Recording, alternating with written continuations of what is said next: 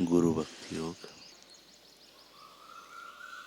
साक्षात प्रेम एवं आनंद स्वरूप अपने गुरु की सेवा करने का सौभाग्य प्राप्त हो जाए तो सेवा में असीम आनंद एवं परम सुख मिलेगा। नम्रता पूर्वक, स्वेच्छा पूर्वक, संशय रहित होकर, बाह्य आडंबर के बिना, द्वेष रहित बनकर असीम प्रेम से अपने गुरु की सेवा करो। पृथ्वी पर के साक्षात ईश्वर स्वरूप गुरु के चरण कमलों में आत्मसमर्पण करोगे तो वे भय स्थानों से आपका रक्षण करेंगे, आपकी साधना में आपको प्रेरणा देंगे तथा अंतिम ध्येय तक आपके पथ प्रदर्शक बने रहेंगे। ब्रह्मचारी का मुख्य कर्तव्य पूरे हृदय से अपने आचार्य की सेवा करना है।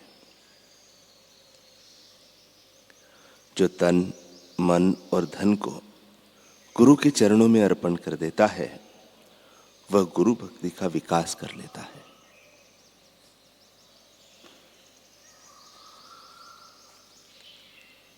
यह संसार हर पल नाश की तरफ ही जा रहा है। मृत्यु से किसकी देह बच पाई है? जिस शरीर ने पंच महाभूतों से जन्म लिया है उसे जल्दी या देरी से उन पंच महाभूतों में वापस मिलने जाना ही पड़ता है। गुरु तेग बहादुर जी ने फरमाया है, 5 तत् को तनु रचियो, जानहु चतुर सुजान, जिहते उपजियो नानका, लीन ताहि में मानो। यह शरीर 5 तत्व पृथ्वी, जल, तेज, वायु एवं आकाश से उत्पन्न हुआ है और उसी में पुनः लीन हो जाने वाला है। संसार में जो भी शरीर उत्पन्न हुआ है उसका नाश अवश्यंभावी है, परंतु आत्मा तो अमर है। श्रीमद् भगवद गीता में भी कहा गया है, न जायते म्रियन्ते वा कदाचिन्नयान भूत्वा भविता वा न भूयः, अजो नित्यं शाश्वतोऽयं पुराणो न ह्यन्यते ह्यन्यमाने शरीरे। यह आत्मा किसी काल में भी न तो जन्मता है और न मरता ही है, तथा न यह उत्पन्न होकर फिर होने वाला ही है, क्योंकि यह जन्मा नित्य, सनातन और पुरातन है। शरीर के मारे जाने पर भी यह नहीं मारा जाता। यह हकीकत जिस प्रकार सामान्य जीवों के लिए लागू पड़ती है उसी प्रकार संतों, महात्माओं, सिद्ध पुरुषों एवं अवतारी पुरुषों को भी लागू पड़ती है। संतों की देह को भी प्रकृति का नियम लागू पड़ता ही है, उनकी देह को भी प्रारब्ध भुगतना पड़ता है। पूज्य लीलाशाह जी महाराज का स्वास्थ्य 2 एवं 3 नवंबर तक ठीक था। उस समय उनके सबसे निकट के एवं लाडले प्रिय सत्शिष्य पूज्य श्री आशाराम जी बापू उनके साथ ही थे। उन्होंने पूज्य श्री लीलाशाह जी महाराज की अंतिम यात्रा का वर्णन करते हुए कहा है कि 3 नवंबर 1973 की रात्रि को मेरे परम पूज्य सद्गुरुदेव का स्वास्थ्य बिगड़ा। पूज्य श्री ने मुझे एवं वीरभान को बुलाया। उस समय उनका स्वास्थ्य ज्यादा बिगड़ा हुआ दिखाई दिया। उन्होंने कहा, अब जाने वाले हैं। उन्होंने प्रेमी भक्तों को आश्वासन दिया। रात्रि के 3 बजे उनका श्वास तेजी से चलने लगा। डॉक्टर को बुलाया। एक शब्द बोलना भी मुश्किल लगता था। उन्होंने डॉक्टर से कहा, अब कुछ नहीं सुधरेगा। फिर मुझे इशारे से गुरुदेव ने कहा, इसको एक मीठा सेब फल दे। डॉक्टर ने जाते समय कहा, अब स्वास्थ्य धीरे धीरे ठीक हो जाएगा, परंतु दर्द बढ़ता ही गया। 4:30 बजे हमने दूसरे डॉक्टर को बुलाने की आज्ञा मांगी।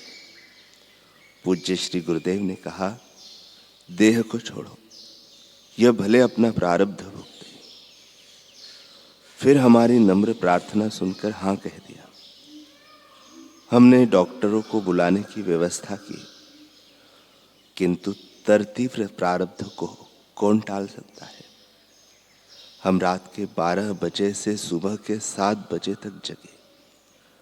दया के सागर स्वामी जी ने फिर हमसे कहा, एक एक करके बारी बारी से तुम दोनों स्नान करके वापस आ जाओ। मैं तो 4-5 मिनट में ही स्नान करके तुरंत वापस आ गया।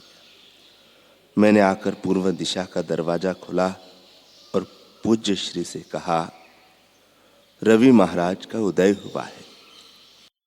पूज्य श्री को सूर्य की सुबह की सुनहरी किरणों से अपार प्रेम था। 4 तारीख को सुबह 7:20 के समय स्वामी जी ने खुश होकर सूर्य नारायण को आखिरी प्रणाम किया। पाटन वगैरह से डॉक्टर आ गए। उन लोगों ने अपने अपने प्रयत्न शुरू किए, परंतु इस मिथ्या संसार में ऐसा कोई नहीं जन्मा जिसका पंचभौतिक शरीर हमेशा के लिए रहा हो। डॉक्टरों के प्रयत्न सफल नहीं हुए। अंतिम समय में पूज्य श्री ने एक अलौकिक दृष्टि से सबकी ओर देखा। उसमें भी संसार के प्रति उनकी कृपा, कल्याण की भावना दृष्टिगोचर हो रही थी। करुणा से भरी हुई आंखें प्रेम एवं परोपकार का पैगाम दे रही थी। मेरे गुरुदेव का दिव्य वपू इस पृथ्वी पर से विदा ले रहा था। तब मेरी गोद में ही सिर रखकर उन्होंने आखिरी श्वास ली थी। मानो उनकी आंखें कह रही थी, ले ले, सभी कुछ ले ले। आंखें बंद होने से पूर्व वे आंखें बहुत बरसी थी। उस समय भी वे मुझे कुछ न कुछ सिखा रहे थे कि देख, यह सब शरीर को हो रहा है, मुझे कुछ नहीं होता। देख, यह सब शरीर को हो रहा है, यह तो प्रारब्ध है।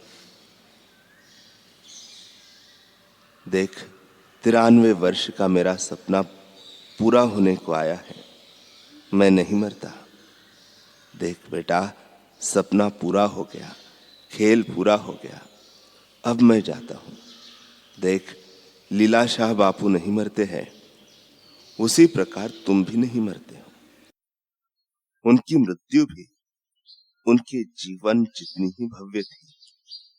आत्मध्यान में मग्न रहकर 4 नवंबर 1973 में रविवार के दिन सुबह 8:40 ठीक 93 वर्ष एवं 7.5 महीने पूरे करके पूज्य श्री ब्रह्मलीन हो गए। उनकी जीवन लीला समाप्त। बृहदारण्यक उपनिषद में आता है, न तस्य प्राणा उत्क्रामन्ति ब्रह्मैव स प्राप्यति। उन ब्रह्मवेता के प्राण उत्क्रमण नहीं करते, वे ब्रह्म होने से ब्रह्म में ही लीन हो जाते हैं।